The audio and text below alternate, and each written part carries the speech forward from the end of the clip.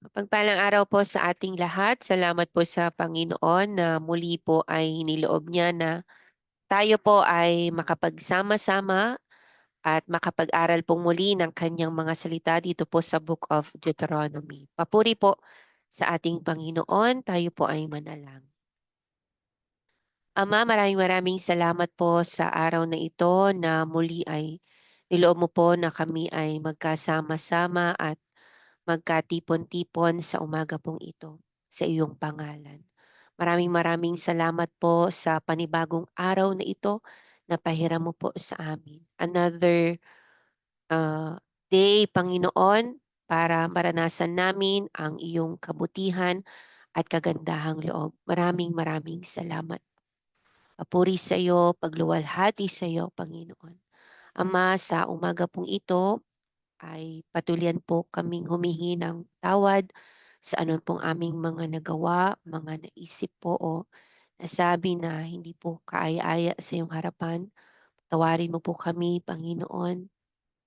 Salamat po na patuloy mo pong pinapaging dapat ang aming mga buhay at patuloy mo po kaming tinutulungan na makapamuhay ng tuloy-tuloy na may kabanalan sa iyong harapan. Maraming salamat po, Panginoon. Tunay po na ikaw lamang po ang siyang nagpapaging dapat sa buhay po ng bawat isa sa amin, Panginoon. Salamat din po sa patuloy paggabay mo po sa amin. Yung pinapasabi mo lamang po ang siya kong masabi sa umaga pong ito. At yung lamang pong dapat po naming maintindihan at maunawaan sa mga talataan. Siya mo pong ipaintindi sa amin, Panginoon. Salamat po sa patuloy paggabay mo po sa amin, Banal na Espiritu Santo. At salamat po na ikaw pa rin ang nakaupo sa luklukan ng iyong trono. Kaya patuloyan kami, Panginoon, na magdiriwang at patuloy kaming mananatili sa iyo. Maraming salamat po, aming Panginoon, na kontrolado mo po ang lahat ng bagay, even yung mga ginagamit namin para ma i maiparating ang iyong mensahe saan mang sulok ng daigdig na ito. Salamat po, kontrolado mo po ito. Puri sa iyo, aming Panginoon. Salamat din po sa mga naka-join na patuloy pong buksan ng kanilang mga puso at isipan at patuloy maging ready sa mga mensahe mo po para sa bawat isa sa amin. Sa iyo pong lahat ng kapurihan at tanging pasasalamat sa pangalan ni Jesus. Amen. Amen. Purihin po ang ating Panginoon. Dito na po tayo sa Deuteronomy chapter 8. Ang pamagat nga po is, do not forget the Lord. Ano po, hindi lamang, ito po ay, itong Deuteronomy chapter 8, yes, specifically, ito ay para sa mga Israelita. Pero sabi nga po sa Roma, ang lahat po ng naisulat sa kasulatan ay para rin po sa ating ikatututo. Kaya nawa po ay marami po tayong matutunan sa araw na ito dito po sa Book of Deuteronomy chapter 8. Basahin na po natin. Sabi po dito, sundin ninyong mabuti ang lahat ng utos na ibinibigay ko sa inyo sa araw na ito para mabuhay kayo ng matagal at dumami at makapanirahan sa lupaing ipinangako ng Panginoon sa inyong mga ninuno. Po. So again, lahat po ng utos ng Panginoon ay para rin po sa mga Israelita, para rin sa kanilang ikabubuti. At ganun din sa ating panahon ngayon. Po, lahat po ng ipinag-uutos ng Panginoon sa atin ay para rin po sa ating ikabubuti. Sabihin mo nga, para sa ikabubuti ko. Yes, po, para hindi tayo mapahamak at para tayo ay patuloy ang makapamuhay din ng may kabanalan. No po, para sa atin din itong ikabubuti. Verse 2, alalahanin ninyo kung paano niya kayo pinatubayan sa ilang sa loob ng 40 taon upang matuto kayong magpakumbaba. Sinubok niya kayo kung susundin ninyo siya. Ito pong sa sinasabi na sinubok sa English po ay testings. Ano po? Testing. Kasi hindi puwedeng manukso ang Diyos. Ano po? Hindi po, never po nanukso ang Diyos. Okay po. Pero meron pong tinatawag na testings. Okay po? O mga tests po para makita ng Panginoon kung patuloy siyang susundin o patuloy siyang paglilingkuran. Verse 3, tinuruan nga kayong magpakumbaba. Ginutom niya kayo bago binigyan ng mana, isang pagkaing hindi ninyo kilala ni ng inyong mga ninuno. Ginawa niya ito upang ipaunawa sa inyo na ang tao'y hindi lamang sa tinapay nabubuhay, kundi sa bawat salitang nagmumula sa bibig ni Yahweh. Sa loob ng 40 taon, hindi nasira ang inyong kasuotan, ni hindi namaga ang inyong mga paa sa kalalakad. Itanim ninyo sa inyong isipan na kayo'y dinidisiplina ni Yahweh na inyong Diyos, gaya ng pagdidisiplina ng isang ama sa kanyang anak. Kaya matakot kayo sa kanya at sundin ang kanyang mga utos, sapagkat kayo'y dadalhin niya sa isang mainam na lupain, lupaing sagana sa tubig, maraming batis at bukal na umaagos sa mga burol at mga kapatagan. Sagana rin doon sa trigo, cebada, ubas, igos, bunga ng punong granada, olibo at pulot. Doon ay hindi kayo magkukulang ng pagkain o anumang pangangailangan. Ang mga bato roon ay makukunan ng bakal at makukunan ng mga tanso ang mga burol. Mabubusog kayo roon at pupurihin ninyo si Yahweh na inyong Diyos dahil sa masaganang lupaing ibinigay niya sa inyo. Huwag ninyong kalilimutan si Yahweh na inyong Diyos. Sundin ninyo ang kanyang mga utos at mga tuntunin. Kung kayo'y namumuhay na ng sagana, nakatira na sa magagandang bahay at marami ng alagang hayop at marami ng naipong pilak at kinto, huwag kayong magmamalaki. Huwag ninyong kalilimutan si Yahweh na nagpalaya sa inyo mula sa pagkaalipin sa bansang Ehipto. Siya ang pumapatnubay sa inyo sa inyong paglalakbay sa malawak at nakakatakot na ilang na puno ng makamandag ng mga ahas at alakdan. Nang wala kayong mainom, nagpabukal siya ng tubig mula sa isang malaking bato. Kayo'y pinakain niya roon ng mana, isang pagkaing hindi ninyo kilala. Pinaranas niya kayo ng hirap para kayo'y subukin at turuang magpakumbaba. Ang lahat ng iyo'y sa ikabubuti rin ninyo. Po. So lahat ng testings, again itong sinasabing pagsubok, hindi po ito yung tinatawag na na dito tukso o panunukso, hindi po. Si Satanas lang po ang may kakayanang manukso kasi pag sinabing tukso ay para sa ikasasama ng tao. Ang ginagawa po ng Diyos ay testings or pagsubok. No po? At sa pagsubok na ipinagkakaloob ng Panginoon sa isang tao, may itinuturo ang Diyos. Katulad nito po, sinubok ng Panginoon, pinaranas ang mga Israelita ng hirap para turuan silang magpakumbaba. At itong ginawang pagsubok ng Panginoon sa mga Israelita ay para rin sa kanilang ikabubuti. Kaya kahit sa ating panahon ngayon, may mga testings din po. May mga pagsubok na inaalaw ang Panginoon sa ating buhay na para rin sa ating ikabubuti. Again, sabihin mo, para sa ikabubuti ko. Amen. So, ibig sabihin, mapapaanyo tayo. Ano po? Kapag inalaw ng Panginoon ang mga testings, ano po, mga trials sa ating mga buhay. Kaya huwag ninyong iisipin na ang kayamanan ninyo'y bunga ng sariling lakas at kakayahan. Subalit alalahanin ninyong si Yahweh na inyong Diyos ang nagbibigay sa inyo ng lakas upang yumaman kayo. Ginagawa niya ito bilang pagtupad niya sa kanyang pangako sa inyong mga ninuno. kapag siya'y tinalikuran ninyo at sumamba kayo sa Diyos-Diyosan, ngayon pa'y binabalaan ko na kayo na malilipol kayo.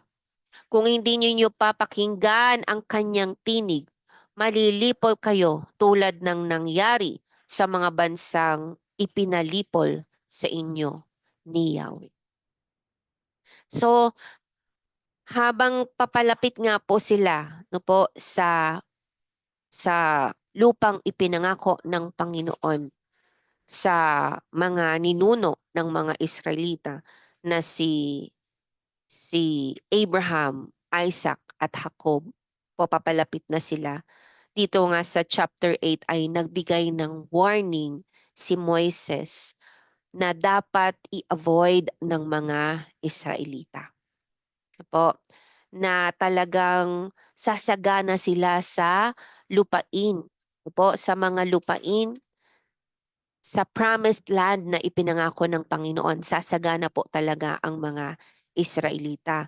So, kailangang mag-ingat ang mga Israelita na huwag nilang kalilimutan ang Diyos. No po? Otherwise ay hindi sila magiging satisfied sa mga kahit na may maranasan silang mabubuting bagay, walang satisfaction'ng magaganap. No po? Dapat kasi ay talagang palagi aalalahanin nila ang Panginoon na siya talaga ang nagbigay sa kanila ng lakas. No po? At ng kakayahan. Kaya sila yayaman sa lugar na ipinangako ng Panginoon sa kanilang mga ninuno. At kapag nga tinalikuran nila ng mga Israelita at sumamba sila sa Diyos-Diyosan, malilipol sila tulad ng paglipol ng Panginoon sa mga bansang ipinalipol sa kanila ng Diyos. Po. So, sabi nga, do not forget the Lord means consciously and consistently thinking about what God has shown us in the past, including His miracles of deliverance and provision, His abiding presence, His tender care, and His loving discipline. Po. So, ang ibig sabihin nga po dito nung do not forget o yung word na forget na po comes from a verb in the original Hebrew that means to stop remembering, ignore, dismiss from the mind, abandon, neglect. So, kaya hindi pwede talaga na kalimutan. Dapat palaging aalalahanin. No po? Aalalahanin yung mga ipinaranas sa kanila ng Diyos, including yung mga himala, no po, yung mga provision ng Panginoon, pag-provide ng Panginoon ng pagkain, ng tubig, no po, yung pagsama ng Panginoon sa pamamagitan ng haliging apoy sa gabi at haliging ulap naman sa umaga o sa araw. No po? At yung mga hindi rin dapat kalimutan yung pagdidisiplina ng Panginoon. Kasi sa mga pagdidisiplina ng Panginoon ay meron siyang mga itinuturo na para rin sa ikabubuti ng mga Israelita. Ang ibig sabihin pa ng do not forget, ibig sabihin ay huwag din kakalimutang sundin ang mga utos ng Panginoon na nasa kanyang mga salita. Po, huwag kakalimutan. Sabihin mo nga, huwag kakalimutan ang Panginoon. Yes. Po. So, dito po ay talagang ipinakita nga po ni Moises na kung hindi magiging maingat ang mga Israelita no po sa kanilang mga gagawin pagdating doon sa lupang ipinangako ng Panginoon ay pwede nga nilang makalimutan ang Diyos kung hindi sila magiging maingat. Kasi nga itong promised land is a land na talagang magiging sagana sila sa lahat ng bagay. So may tendency na pwede ngang makalimutan nila ang Diyos. At kahit naman po sa ating kapanahunan ngayon, di po ba? Di po ba? Sa ating panahon ngayon, may mga pagkakataon talaga na nakakalimot tayo sa Diyos. Ano po? Kaya itong pag-aaral natin ito, itong araw na ito, po, ito sa umagang ito, ipinapaalala ng Panginoon na huwag natin siyang kakalimutan. Kasi minsan, makaranas lang tayo ng konting ginhawa sa buhay, nakakalimot tayo sa Diyos. No po, konting pag-asenso sa buhay, nakakalimot sa Diyos. Nakakalimot na sa mga ginawang kabutihan ng Diyos. Inaakala na ng tao na dahil sa kanyang lakas, dahil sa kanyang dunong, dahil sa kanyang kakayahan, kaya niya nakamit ang success sa buhay na ito. Kapatid, huwag nating kakalimutan ang Panginoon sa ating mga buhay. Do not forget the Lord. Palagi nating aalalahanin ang kanyang mga kabutihan sa ating mga buhay. Po, palagi nating aalalahanin na ang Panginoon ang nagkaloob talaga sa atin. Ang Panginoon ang talagang siyang nagkakaloob. Itong Deuteronomy chapter 8 ay binigay na warning ni Moises para sa mga Israelita. At sa araw na ito, maging warning din ito para sa atin ng mga nakakapakinig at nakakapanood ng live na ito. Maging warning din sa atin. Po, na hindi po natin dapat kakalimutan ang Panginoon. Do not forget the Lord. Po, let us constantly remember that our success depends solely on the Lord's power and grace in our lives. Kaya tayo meron ngayon dahil ito ay inalaw din ng Diyos. Ano po? Dahil hindi naman din ang kayamanan ang ang puwedeng makapagsabi na, "Oh, mabuti talaga ang Diyos sa aking buhay." Hindi po. Po, hindi po. Hindi yung kayamanan yung hindi dapat na yung kayamanan yung maging standard natin sa buhay na ito. Po, talaga kasing ang pinakamahalaga pa rin ay yung pagkakaroon ng tamang kaugnayan sa Panginoon. Kasi may mga nauna naman sa atin na mga mananampalataya na hindi naman talaga sila yumaman. No po, sa ano po no, when it comes to mga ari-arian, di naman talaga sila nagkamal noon ng mga salapi, ng mga pera, di naman talaga. Di naman talaga sila nagkaroon ng sarili-sarili nilang bahay at lupa, mga negosyo, mga sasakyan, di naman din talaga. Katulad po ni Apostol Pablo. Talagang matindi ang paggamit sa kanya ng Panginoon. Pero nung siya ay kinuha ng Panginoon, iilan lang din yung gamit niya talaga. Iilan lang din. Hindi talaga siya yumaman, yung talagang mayaman na mayaman nung siya'y naninirahan sa buhay na ito. Kaya hindi rin dapat yung kayamanan, yung maging standard natin sa buhay na ito para masabi natin na mabuti sa atin ang Diyos. Kundi kung anong meron tayo ngayon. No po, matuto natin itong ipagpasalamat sa Panginoon. At kung literally, payamanin tayo ng Diyos, gawin tayong milyonaryo ng Diyos, ay okay din naman. Pero kung hindi naman, ay okay lang din.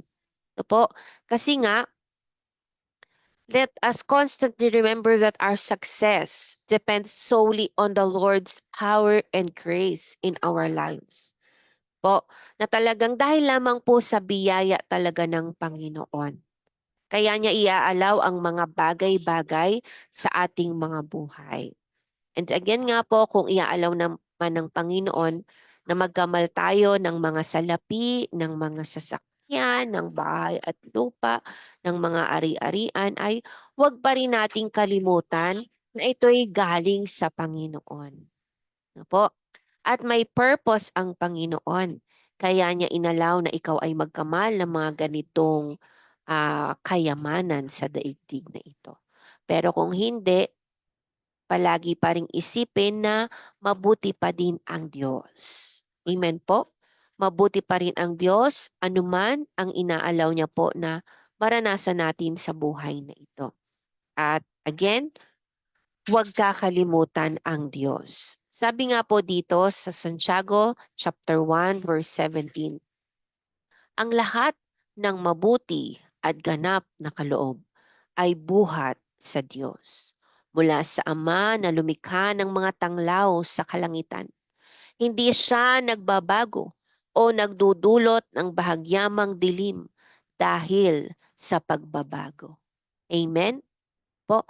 So talagang ang lahat po ng mabuti at ganap, lahat lamang for example, binigyan ka ng mabuting asawa, galing yan sa Diyos. For example, binigyan ka ng mabuting anak. Hindi dahil sa magaling kang magpalaki ng anak, hindi.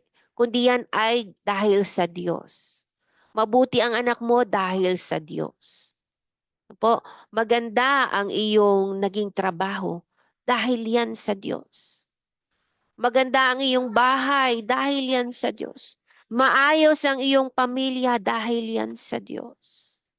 Po, lahat ng mga mabubuti at ganap na kaloob ay buhat sa Diyos.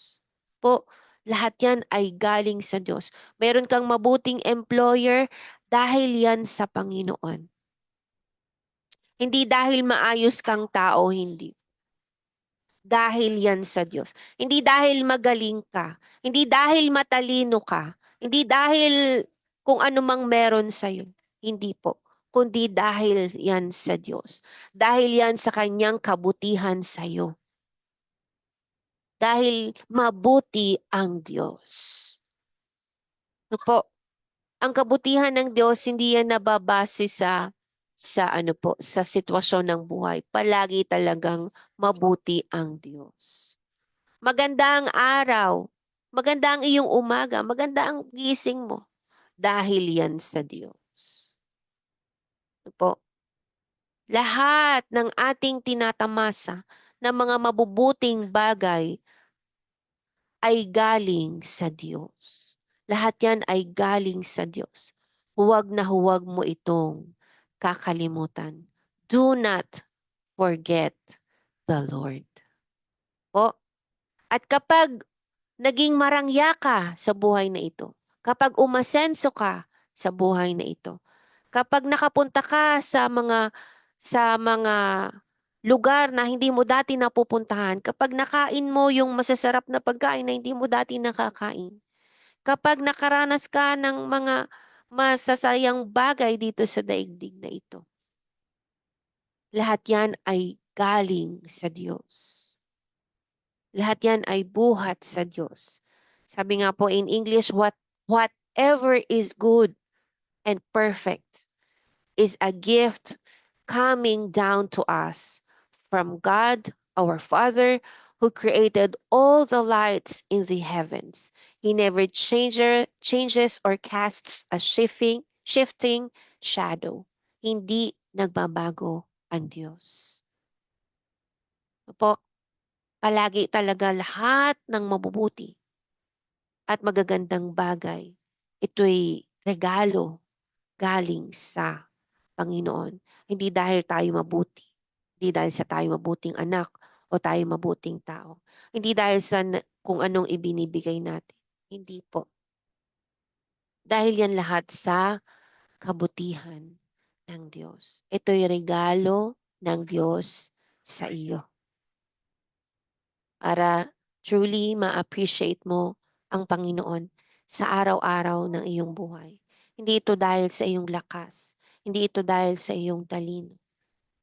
Hindi po. Hindi ito dahil sa ikaw ay nag-aral kasi akong mabuti talaga. O kasi talagang ni-review ko lahat. Kaya ako nakapasa. O kasi dahil ganitong ginawa ko?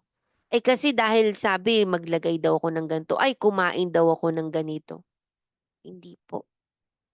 Lahat ng mga mabubuting bagay, mga perfect na bagay na nangyayari sa ating buhay, it is a gift coming down to us from God our Father. Kaya matuto nating alalahanin palagi ang Diyos sa ating buhay. Ano po? At nawa sa palagi nating pag-aalala sa mga mabubuting bagay na bigay ng Diyos sa atin o regalo ng Diyos sa atin ay nawa naparangalan natin siya sa lahat ng ito at talagang kasunod natin ang kanyang mga salita. And talagang makita natin na ito'y galing talaga sa Diyos. No po, huwag nating maisip na ang galing ko talaga. Kung meron mang ganon, set aside mo yung thinking na yon, humingi ng tawad sa Panginoon at patuloy ang magsabi na, salamat po Panginoon sa regalo mong ito sa amin. Salamat po Panginoon sa ginawa mong ito sa amin.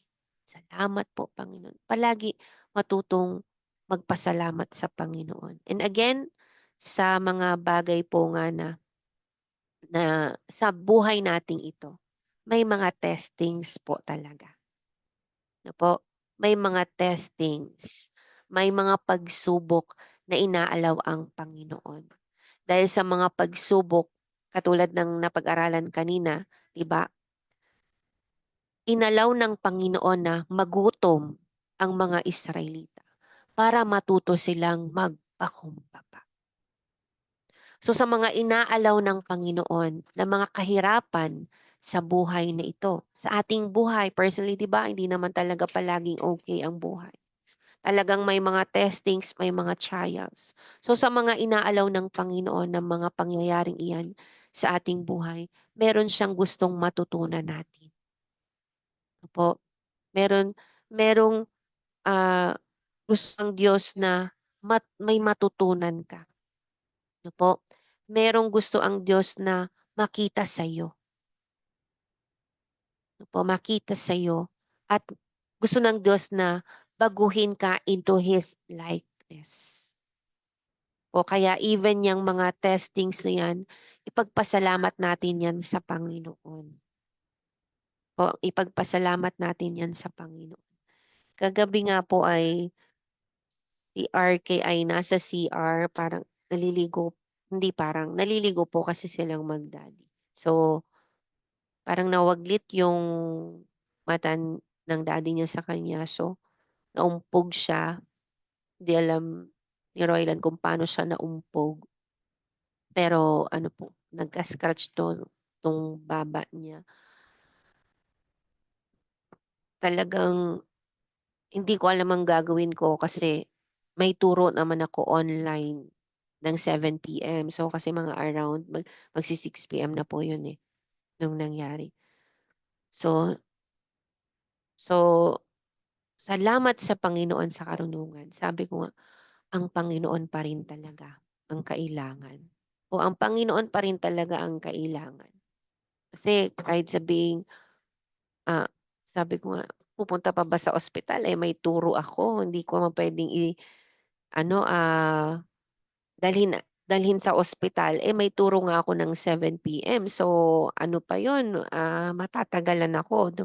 Hindi ako makakapagturo online. So ng salita ng Diyos kasi yung ituturo. So salamat sa Panginoon. Talagang ang Panginoon pa rin talaga. O kahit may pera pang ospital, ang Panginoon pa rin talaga. Sa mga Lord, salamat po. Talagang pinaghimalaan ng Lord si RK na ampat yung dugo. Umikom naman, mikom din siya. Salamat sa Panginoon sa karunungan talaga. Kasi naalala ko nung nagkaganon din si Jassy, wala akong nagawa kasi nagpanic na ako, nagpanic. Sobrang panic. La, lalab, lab, ah, kwarto, salas, kwarto, salas. Pabalik-balik lang ako, wala man akong ginagawa. Buti andun yung mga kapatid ko, so sila na yung nag-asikaso kay Jassy nung time na yun na nahiwa din siya, pero sa paa naman siya. Parang may naapakan siyang matulis na bagay si Jassy. So talagang sa buhay na ito, sa Panginoon pa rin, 'no? Sa Panginoon pa rin tayo talaga hihingi ng lakas. Sa Panginoon pa rin talaga tayo hihingi ng karunungan. Sa Panginoon pa rin talaga tayo aasa. Yun talaga yung nasabi ko kagabi, sa Panginoon pa rin talaga. Hindi pa rin talaga sa pera, kahit may pera pang paospital, kahit may sasakyang pangdala agad. Di pa rin talaga tayo makakaasa perfectly sa mga bagay na ito. Talagang sa Panginoon pa rin. Kaya huwag nating kakalimutan ang Diyos sa ating mga buhay. Saan man tayo makarating, anuman ang estado, maging estado ng ating buhay, yumaman man tayo ng pagkayaman-yaman. Ano po? Maitaas man ang ating estado sa buhay o maging great man tayo sa buhay na ito. Wag na wag nating kakalimutan ang Diyos. Ano po? Kasi talagang anumang maging estado mo sa buhay, kapatid, ang Diyos pa din talaga ang kakailanganin mo sa buhay na ito. Kaya wag na wag po nating kakalimutan ang Diyos. Amen? Purihin po ang ating Panginoon. Tayo po ay manalangin. Ama, salamat.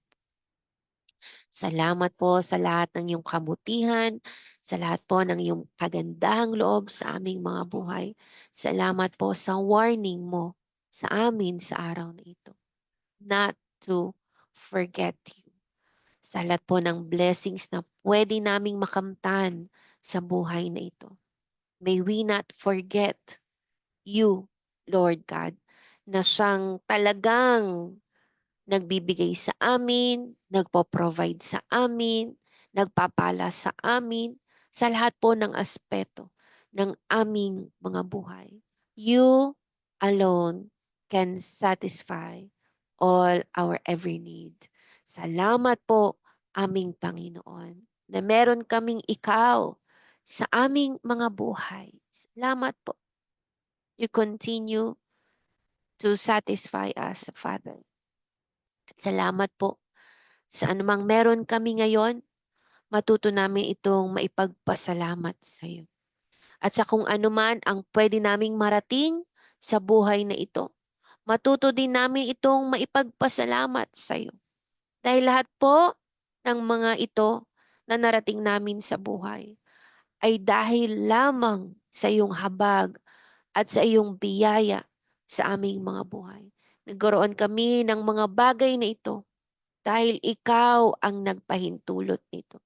Dahil kung hindi mo rin ipinahintulot, Panginoon, ay hindi rin namin makakamtan ang mga bagay nito.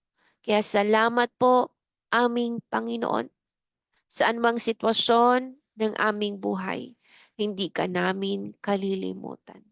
Hindi namin kalilimutan yung napakalawak mong pag-ibig sa amin. Hindi namin kalilimutan na pinatawad mo na kami, na ikaw ang nagpalaya sa amin mula sa lusak ng kasalanan. Ikaw ang patuloy nagbabago ng aming buhay. Ikaw ang patuloy nag-aayos ng relasyon namin sa aming kapatid, sa aming magulang, sa aming mga kapatiran, sa aming mga kapitbahay. Ikaw, Panginoon. Ikaw yon, Panginoon. Ikaw ang siyang patuloy kumikilos sa buhay ng bawat isa sa amin, Panginoon. At patuloy mo kaming tinutulungan na makapamuhay ng may kabanalan. Ikaw lahat yon, Panginoon. Itong lahat ay dahil sa iyo, Panginoon. Kaya hindi ka po namin kakalimutan sa buhay na ito. Tulungan mo po kami, aming Panginoon, na palagi maalala ka namin. Palagi, palagi, bawat minuto ng aming buhay, maalala ka namin, Panginoon. Maraming salamat. We're so grateful for you po, Panginoon. Salamat po sa lahat ng ito. mga mabuting bagay na ipinaparanas mo sa aming mga buhay.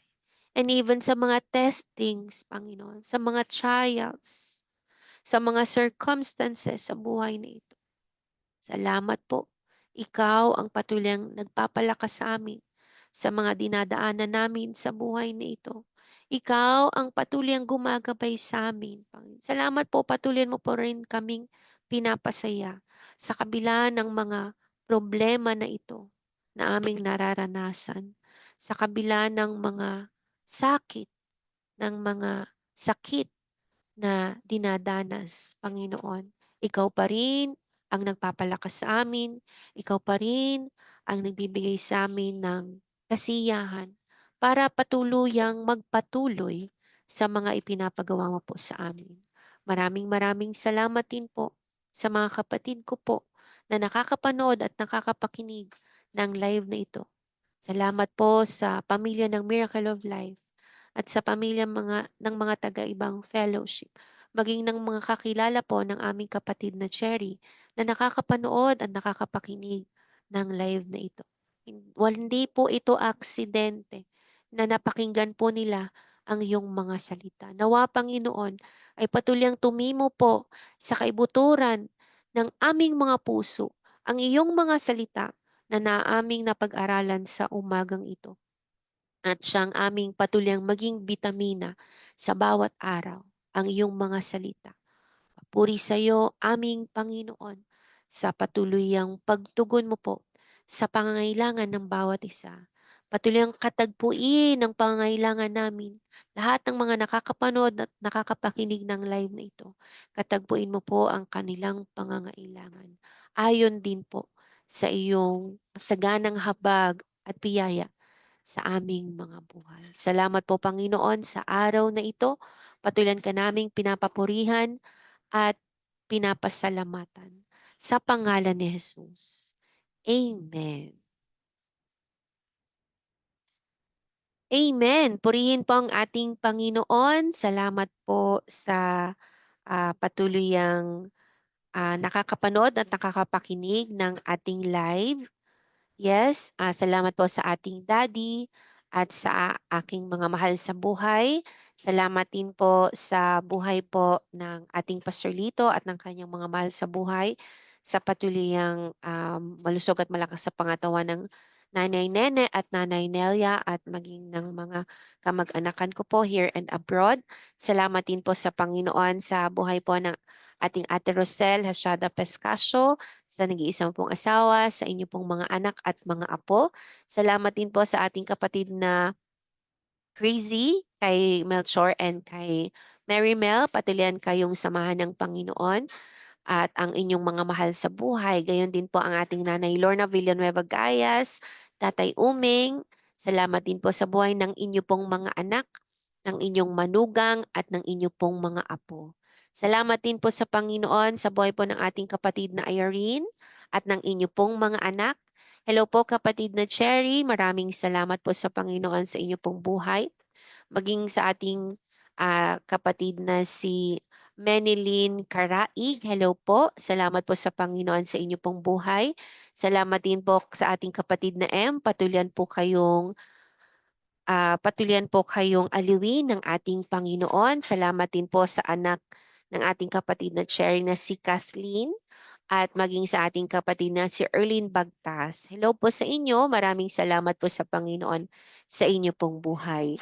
Salamat din po sa Panginoon sa buhay po ng ating kapatid na Hazel. Hello po kapatid. Maging sa ating kapatid na Christian. Patuloy kayong paghimalaang mag-asawa. Gayon din sa ating Ate LP. Sa nag-iisang pong asawa at sa inyo pong mga anak. Salamat din po sa ating kapatid na Julie Karangian. Ayan. Yes. Salamat po sa Panginoon, kapatid na Julie, sa inyo pong buhay. Salamat din po sa Panginoon sa Amen. Ang ating kapatid na Menelin pala ay galing ay from Riyadh. Kaingatan po kayo ng Panginoon. Lahat po ng mga nagtatrabaho ng mga kapatiran sa ibang bansa. Purihin ang Panginoon. And yes, kapatid na Cherry, salamat po sa inyo pong mga prayers para rin sa amin at mga kapatiran, salamat din po sa inyong mga panalangin para sa amin. And yes, thank you po sa prayer niyo po for RK. Purihin ang Panginoon. Salamat din po sa Panginoon sa Amen. Yes. Papuri sa Panginoon. Amen po. Salamat din po sa inyong pong mga panalangin para sa amin. Amen. Salamat po sa Panginoon. Salamat din po sa Panginoon sa ating Teacher Bell and family at sa ating Mama Len, Kuya Ronnie at sa ah, nalalapit na pag-uwi ni Papay. Salamat sa Panginoon. Salamat din sa buhay nila Mama Beng at salamat din sa buhay ni Mamang. Amen. Papuri sa ating Panginoon. At salamat din po sa buhay po ng mga kapatiran from Miracle of Life, from other fellowship, mga kapatiran din po from Apayao. Maraming salamat po. And mamayang gabi po, lobby ng Lord na magkita-kita po tayo. Yes, salamat din sa buhay ng ating... Yes, hello po, Teacher Onay, ang aking kumare. Salamat din sa buhay ni Yael, pati lang kayong paghimalaan ng Panginoon. At salamat din po sa lahat po ng mga nakapanood at nakapakinig. Yes, Daddy, Deng, Dyke, salamat sa Panginoon ng aking mga kapatid, ng aking mga mahal sa buhay. Salamat sa Lord na kauwi ang aking nag-iisang asawa. Salamat din sa Panginoon sa aming mga anak. Papuri po sa ating Diyos na buhay. Mamayang gabi nga po, lobby ng Lord na magsama-sama po ulit tayo at pakisend po ang inyong mga prayer requests po at patuloy nating asahan na may ginagawa ang Diyos sa ating mga buhay. Muli po, sa Diyos po palagi ang kapurihan.